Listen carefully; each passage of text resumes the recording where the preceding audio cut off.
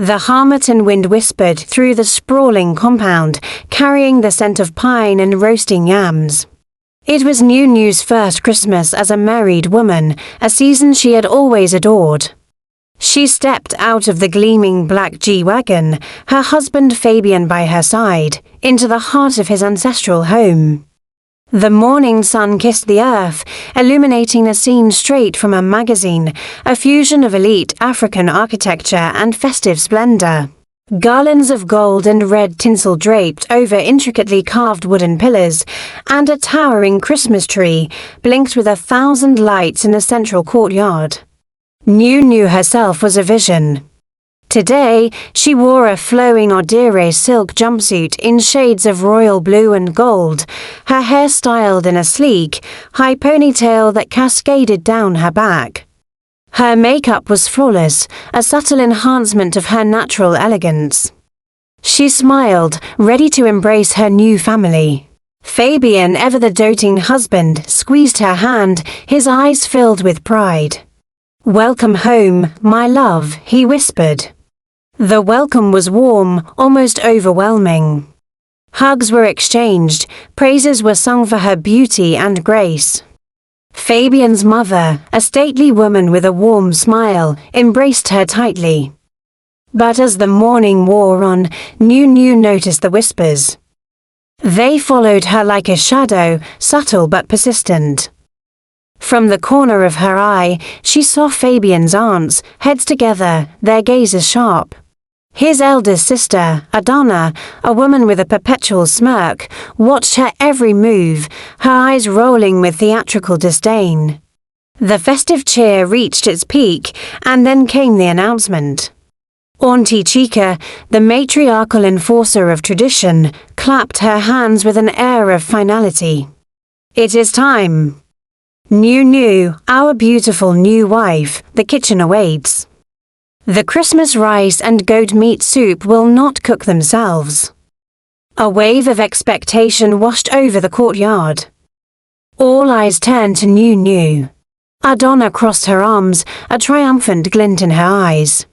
This was the test, the age-old tradition, where the newest bride proves her worth by single-handedly preparing the grand Christmas feast for over 50 people. New's smile remained, but it was now laced with a polite firmness. She turned to Auntie Chica, her voice calm and clear. "Thank you, Auntie. I'm so excited for our first Christmas feast together. I was thinking, perhaps Adana and I could lead the rice team, while you and Auntie Ngozi show me your famous goat meat soup recipe. The younger cousins can handle the salads and plantains. It will be so much faster and more fun if we all do it together." Silence. You could hear a pin drop on the manicured lawn. Auntie Chica's jaw tightened. Adana gasped, looking scandalized. "Together. Tradition says the new wife cooks alone." New's gaze didn't waver. "And a beautiful tradition it is," she replied smoothly. "But traditions can also evolve.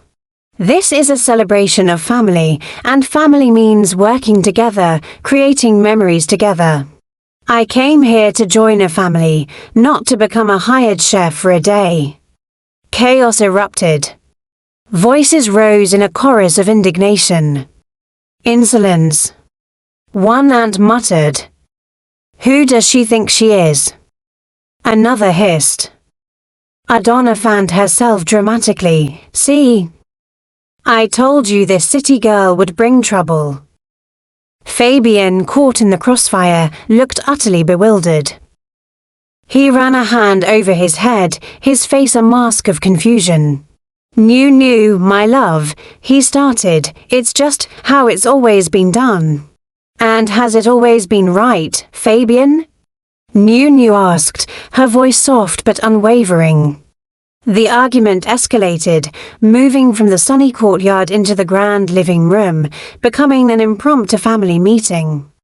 The camera would have captured it in dramatic, low-angle shots, Auntie Chica, pointing a finger, her voice booming, Adana, pacing with theatrical frustration, Fabian, caught between his wife and his family, looking increasingly helpless.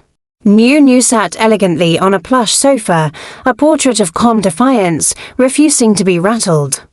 Uncle Emeka, a jovial man with a booming laugh, tried to mediate. Let's not fight on Christmas. Let the girl cook with help. What is the problem? He was promptly shouted down by the aunties. A younger cousin, inspired by New's courage, timidly suggested, she has a point. It's a lot of work for one person. She earned a sharp glare from her mother that sent her shrinking back into the cushions. The scene was pure, unadulterated family drama, a hilarious spectacle of clashing generations. Just as the tension reached its peak, a loud crash echoed from the direction of the kitchen, followed by a frantic shriek. Everyone froze. They rushed out to find one of the younger nephews, little Tobe, standing beside an overturned pot, a river of red palm oil and spices flooding the pristine white tiles. The precious, pre-marinated goat meat for the soup was scattered across the floor. In his attempt to help by tasting the meat, he had toppled the entire pot. For a moment, there was stunned silence. Then panic. The soup. The Christmas soup is ruined. Auntie Chica wailed, her hands on her head. Adana looked as if she might faint. The cornerstone of the Christmas feast was gone. Amidst the despair, New stood up. She calmly walked over to little Tobe, who was on the verge of tears, and knelt beside him. It's okay, sweetie. Accidents happen, she said gently, wiping a smudge of oil from his cheek. Then she turned to the distraught family, her voice carrying a newfound authority. Okay, new plan. There's no time to marinate more goat meat. But we have chicken, we have fish, and we have a lot of hungry people. Fabian, you and the uncles, fire up the second grill.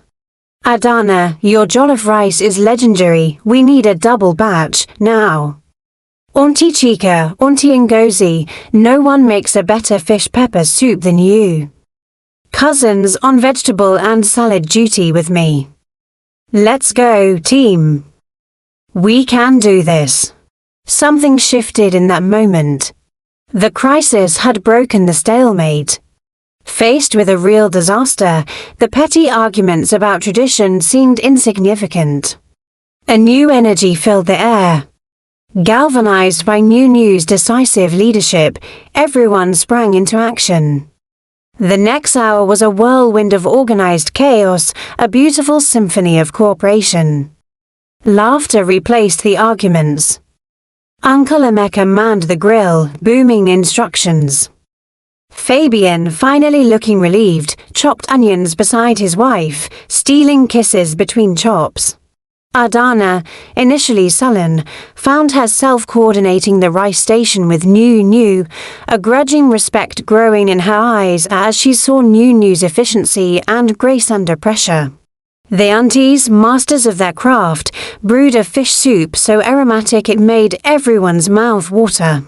As the sun began to set, casting a golden glow over the compound, the family gathered around the long dining tables, laden with a feast more varied and abundant than any they'd had before. There was grilled chicken, spicy jollof rice, fragrant fish soup, multiple salads, and fried plantains. It was a testament to their collective effort. Before anyone took a bite, Fabian's mother stood up, her eyes shining. She looked directly at New. Today, she said, her voice thick with emotion, we were reminded of what Christmas is truly about. Not rigid traditions, but love. And family. New, you did not just marry our son, you have shown us a better way to be a family. You have earned not just our respect, but our deepest gratitude. Welcome home, my daughter. A chorus of agreement echoed around the table. Adonna gave Nunu a small, genuine smile. Auntie Chica nodded in approval. Nunu looked at Fabian, her heart full. He raised his glass to her, his eyes saying everything his words could not. In the warm, festive light, surrounded by the beautiful chaos of her new, expanded family, Nunu knew she was exactly where she belonged. A new tradition had been born, one of togetherness, respect, and a whole lot of delicious food. Thank you so much for watching. If you loved this story, don't forget to like, share, and subscribe for more. Merry Christmas and Happy Holidays.